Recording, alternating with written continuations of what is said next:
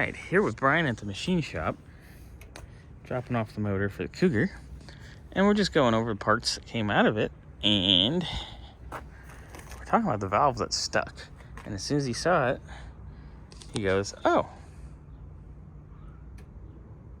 that probably stuck because of varnish," which makes sense because this thing has really old fuel in it.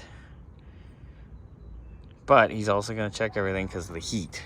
So, could get lucky, but he's really happy with it being standard bore. He's happy with everything being un-effed with. He's definitely content that everything here is actually pretty damn nice overall. But, of course, there's the sediment concern and all that. But it's going to be tanked. It's going to be pressure tested. It's going to be cleaned, crack checked. But here's all the parts. They're all going into Brian's care.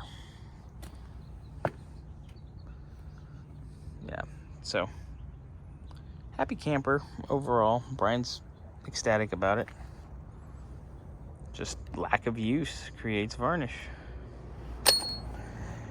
Because we know how varnished up the carb is. I still have to bring him the intake manifold and the valve covers because I didn't load those up yesterday, but nothing major. But he's excited. He says the crank's pretty nice. He'll measure everything.